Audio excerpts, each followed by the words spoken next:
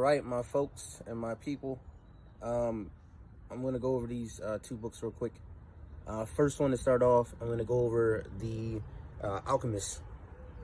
That it took me a minute just to go through that, and I was like, I remember listening to this book, reading this book, and I don't even know. Maybe I definitely remember in grade school. I maybe stumbled across this in a library or something like that. I'm pretty sure I came across this book at some point, and I heard some of the lessons in it, or maybe an old teacher of mine might have said something, and it kind of like, I reminisced on a story. I was like, wait a minute, I remember that. So I definitely saw this book before, especially the other one as well. So I'm just gonna go into it. It's the Alchemist by Paulo Coelho. Basically the theme of the book is a young man who is enticed by dreams of riches, but has a comfortable life as a sheepherder. He risks everything in the pursuit of greatness with finding buried treasure, right? Every great story, everything that you might have heard. There's so many different stories on that. So many different movies and TV shows that were made off of a quest for treasure, and just a life of glory and greatness.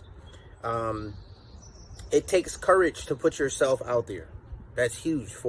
As I spoke last week, and I was just saying that being an introvert, to force yourself to put yourself out there to be more social is a whole nother thing in itself, because you already know that you're on the shy side. So you're like, man, I gotta be talkative. So it's a lot of things in that character. So for him, he had a comfortable life out on the countryside, didn't really talk to a lot of different people.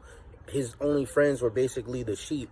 And now he had to, put in courage and put himself out there to go out here and go on a journey and a quest for treasure in lands that he didn't even know of, or people that he never even met.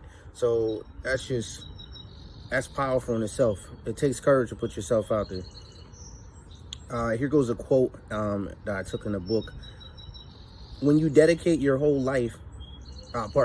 when you dedicate your whole existence to complete your purpose, the universe will conspire to help you achieve it. And that was powerful.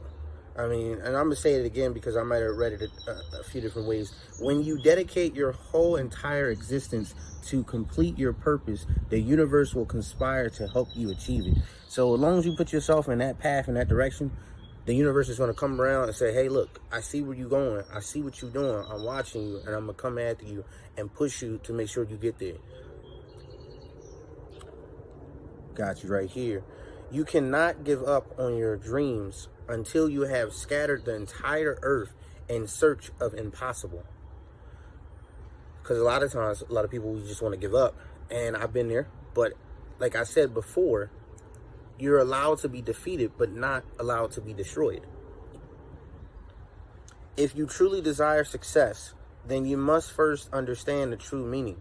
Accepting no and failure is not an answer, and subjecting yourself to embarrassment is just an obstacle of emotion. Yet as long as you believe in yourself more than those who believe in your failure, will showcase your courage of commitment. Powerful. Success accompanies failure, but belief begets completion. That's powerful. You have to make a choice between something you've become accustomed to and something you've always wanted to have. And I'm going to say that again. You have to make a choice between something you've become accustomed to and something you've always wanted to have. The only thing that is stopping you from the only thing that is stopping you from living your life and accomplishing your dreams is you.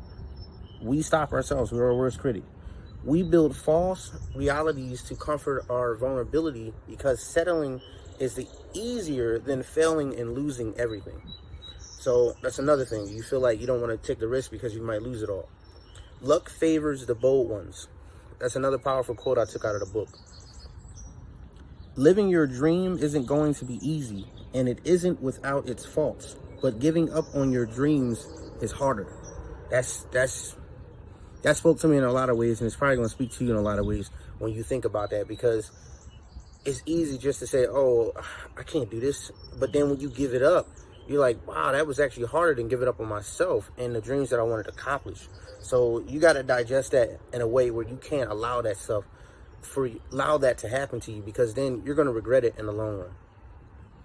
Got the dogs and the squirrels out here running around. When things don't go as you plan, do you find yourself as the victim or the opportunist? I'm going to say the opportunist. Here's another quote I took. There are no rewards without risk. And you might have heard that quote from a lot of other people, but that's just something I heard the speaker say in the book. Also, the obstacle is the way. That was a quote from someone else. And basically, just saying that the obstacle is the way. That's the course. That there's going to be roadblocks, which you have to keep on your course. And the roadblocks, the roadblocks are just there as a course of action to challenge you. What was once your weakness is now your strength. So there's a part in the book that the guy, I can't remember his name right now, I went blank on it, but the guy in the story, the sheepherder, he left and went to I'm pretty sure Egypt, and once he got there, he got like stranded. He got like basically robbed, lost all his money, and then he had to go find work. He could have just gave up and said, you know what, this ain't for me. I'm going back home. I'm gonna get some money, go back home. So what he did was he went and got a job working at this shop up on a hill. And basically their weakness was that no one came to their store because they were all up on a hill, and everyone else went down on the bottom of the hill to go get stuff. So what they did was they would offer a fresh glass of water, or a cold glass of water. Sorry, a cold glass of water. They would offer a cold glass of water for their clients that would journey up halfway up the hill or just getting to the hill, and that's what increased sales for them to make people come to them. And once something that was once their weakness is now their strength. And then other places tried to do the same thing, but at that point it didn't make any sense because they don't need any water walking to you. They needed water for the person that's climbing the hill to get up there because now they're thirsty.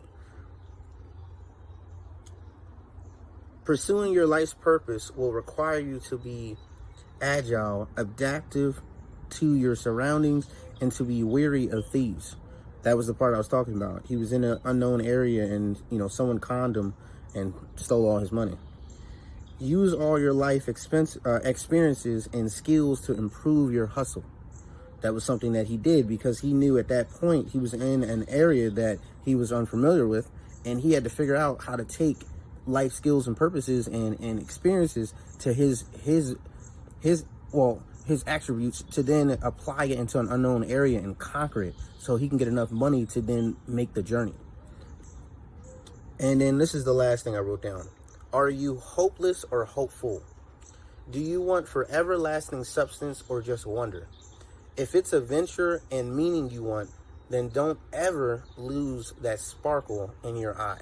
So that's just to conclude my summary of the book in one sentence or one question, which I had multiple questions, and just that one sentence basically summed it up, because at that point he could have just gave up and just said, hey, this ain't for me and I'm going back home. Or in that lesson you say, no, this is for me and I'm going to make the journey. I'm not going to tell the whole story because there's still a lot of just so much in it that you need to go and listen to yourself. Go get the audiobook, go read it. But it's funny and ironic. He had like this, basically a dream about treasure, and the whole time, I'm not going to tell you, but the whole time wherever he thought the treasure was, it wasn't. So, but read the book, you'll find out exactly where the treasure is.